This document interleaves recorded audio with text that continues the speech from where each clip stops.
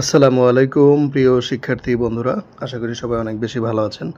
আপনারা যারা সরকারি চাকরি প্রত্যাশী আছেন তাদের জন্য একটা সুখবর নিয়ে হাজির হয়েছি। সেটা হলো কর্মসংস্থান ব্যাংকে আপনারা জানেন এটা রাষ্ট্রীয় মালিকানাধীন একটি আর্থিক প্রতিষ্ঠান।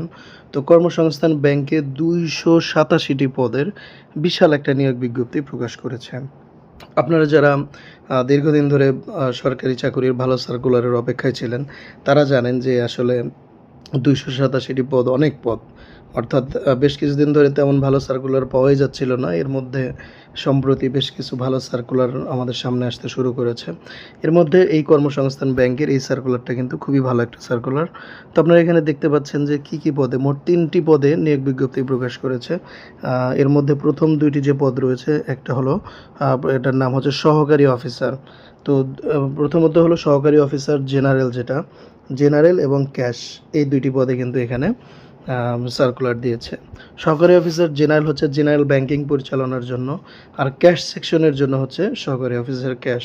তো আমরা দেখতে পাচ্ছি যে সহকারী অফিসার জেনারেলে এটা কিন্তু ১৩ গ্রেডের একটা চাকরি। আর ১৩ গ্রেডের বেশ ভালো স্যালারি কিন্তু ভালো, এবং সহকারী অফিসার ক্যাশও কিন্তু ১৩ গ্রেডের একটা চাকরি।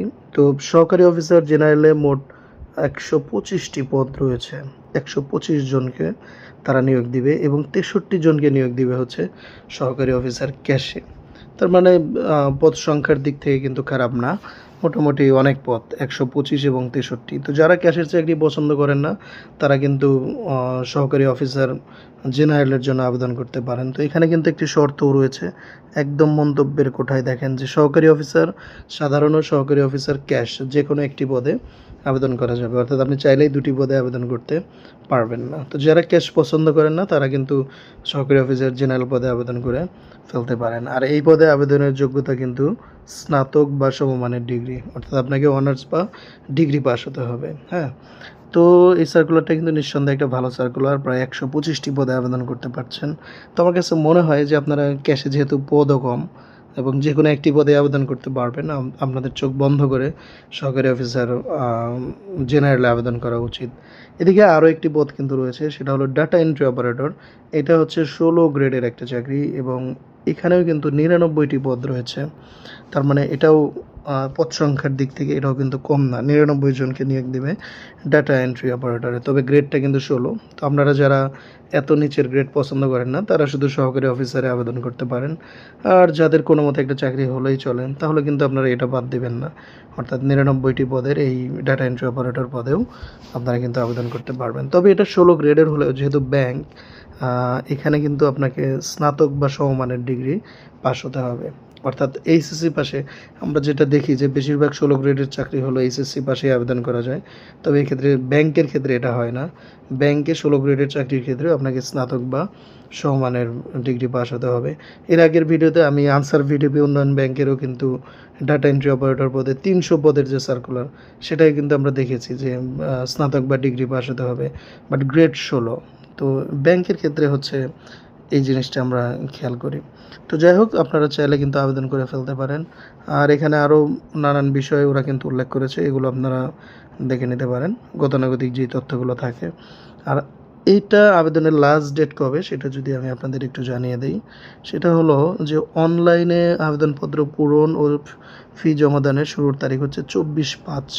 অর্থাৎ এখানে কিন্তু ২৪ তারিখে গত মাসের অর্থাৎ মে মাসের ২৪ তারিখে আবেদন শুরু হয়েছে এবং এটাও কিন্তু আপনি ২৩ তারিখ পর্যন্ত জুনের আবেদন করতে পারবেন বিকেল ৫টা পর্যন্ত। অর্থাৎ এই যে চলতি মাস জুন মাসের আগামী ২৩ তারিখ বিকেল ৫টা পর্যন্ত আবেদনের সুযোগ রয়েছে। তবে আমার যেটা মনে হয় শেষ সময়ের জন্য অপেক্ষা না করে আপনাদের যত দ্রুত সম্ভব আবেদন করে ফেলা উচিত।